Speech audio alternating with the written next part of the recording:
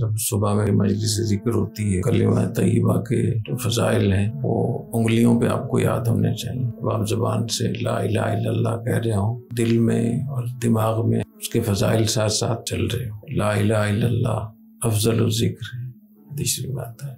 ذکر پہ جتنے بھی اللہ تعالیٰ نے بشارتیں دی ہیں، جو وعدے فرمائے ہیں، جو اس کے ثمرات برکات ہیں، وہ لا الہ الا اللہ سے زیادہ حاصل ہوں گے۔ اور جہاں اجتماعی طور پر لوگ اللہ کا نام لیتے ہیں، وہاں فرشتوں کا نزول ہوتا ہے، سکینہ نازل ہوتی ہے، فرشتے اس مجلس کے اکرام کے لیے عرش تک، آسمانوں تک چین بنا لیتے ہیں، پوری ایک زنجیر کی طرح اوپر تلے ہو جاتے ہیں۔ اتنا پاکیزہ مخلوق کی صحبت ہمیں ملتی ہے، اس کو بھی ذہن میں رکھا کریں۔ حدیث میں آتا ہے کہ جددوا ایمانکم، اپنے ایمان کی تجدید کیا کرو۔ پوچھا کیف نجدد ایماننا، اکثروا من قول لا الہ الا اللہ، کثرت سے لا الہ الا اللہ کہو تو ایمان کی تجدید ہوگی۔ جب فتنے برس رہے ہیں، ایسے فتنوں کے زمانے میں جہاں ہر طرف سے مشکلات اور فتنے ہیں اور خطرات ہیں، ایسے موقع پہ لا الہ الا اللہ کثرت سے پڑھنا، اپنے ایمان کی تجدید کرنا اتنی بڑی بات ہے۔ اس لیے کہ فتنوں کا زمانہ ہے، معلوم نہیں زبان سے کیسی باتیں نکل جاتی ہیں جس سے ایمان مشکوک ہو جاتا ہے۔ تو لا الہ الا اللہ سے تجدید ایمان کر لیا کریں کہ جب مومن لا الہ الا اللہ کہتا ہے،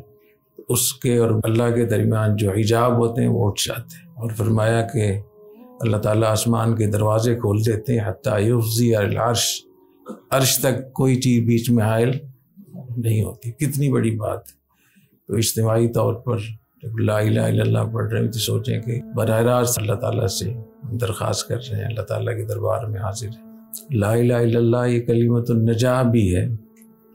تیسری میں آتا ہے کہ نجات ما نجات ھذا الامر، نجات کیسے ہوگی؟ فرمایا لا الہ الا اللہ سے نجات ہوگی۔ جب کثرت سے لا الہ الا اللہ پڑھیں گے تو جو چیز کثرت سے زبان پہ جاری ہوتی ہے، موت کے وقت میں بھی، تو موت کے وقت اللہ تعالیٰ کلمہ نصیب فرمائیں گے۔ من کان آخر کلامی لا الہ الا اللہ دخل الجنہ۔ فرمایا کہ جو آدمی اخلاص کے ساتھ لا الہ الا اللہ پڑھتا ہے، اللہ تعالیٰ اس کے لیے جنت کو لازم اور واجب کر دیتا ہے۔ اور فرمایا کہ جو اخلاص کیا ہے، فرمایا کہ لا الہ الا اللہ کی جو حرام کردہ چیزیں ان سے بچے، یہ اخلاص ہے۔ کلمہ طیبہ کے ساتھ یہ اخلاص۔ جو آدمی دل کے یقین کے ساتھ لا الہ الا اللہ کہتا ہے، اللہ تعالیٰ اس پہ جہنم کو حرام کر دیتے ہیں۔ کلمہ طیبہ لا الہ الا اللہ سے شفاعت ملے گی، لا الہ الا اللہ سے استقامت ملے گی۔ یثبت اللہ الذین آمنوا بالقول الثابت فی الحیاۃ الدنیا وفی الآخرہ۔ تو قول ثابت کیا ہے؟ لا الہ الا اللہ۔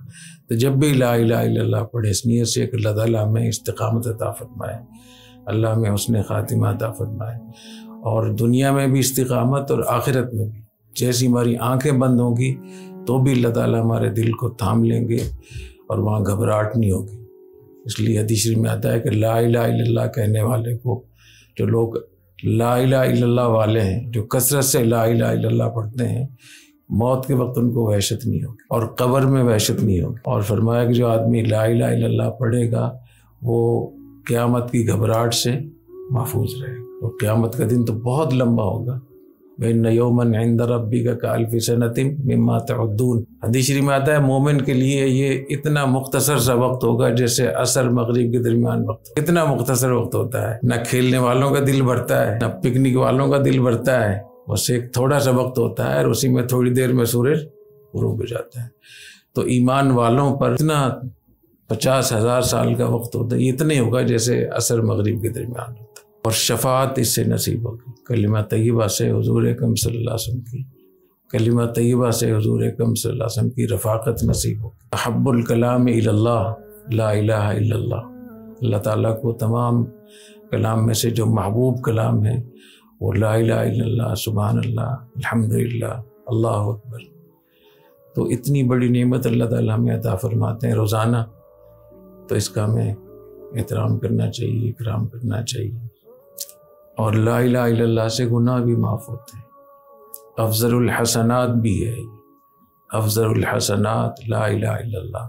لا الہ الا اللہ سے گناہ بھی معاف ہوتے ہیں، ان الحسنات یذہبن السیئات۔ اور لا الہ الا اللہ سے دعا بھی قبول ہوتی ہے۔ حدیث میں آتا ہے کہ نبی کریم صلی اللہ علیہ وسلم نے صحابہ کرام سے فرمایا کہ تم میں کوئی باہر کا آدمی تو نہیں ہے، کوئی اجنبی تو نہیں ہے؟ عرض کیا کہ نہیں، کوئی بھی نہیں۔ فرمایا ہاتھ بلند کرو، ارفعوا ایدیکم، اور پھر فرمایا قولوا لا الہ الا اللہ۔ تو آپ نے سب سے لا الہ الا اللہ کہلوایا، فرمایا کہ تمہاری مغفرت ہوگی۔ تو جب بھی کوئی ایسا مشکل وقت ہو، دونوں ہاتھ اٹھا کر لا الہ الا اللہ پڑھنے سے دعا قبول ہوتی ہے اور اللہ تعالیٰ مشکل حالات میں مدد فرماتے ہیں، اللہ کی نصرت آتی ہے۔ تو یہ اور بھی بہت سارے فضائل ہیں، تو ان کو آپ یاد رکھا کریں، ان کو انگلیوں پہ آپ کو یاد ہونے چاہیے۔ جب بھی آپ بیٹھیں مجلس ذکر کے لیے تو آپ کے دل و دماغ میں یہ فضائل اور یہ اس کی اہمیت چل رہی ہو تو الگ سے ایک لطف آئے گا۔ اللہ تعالیٰ توفیق عطا فرمائے۔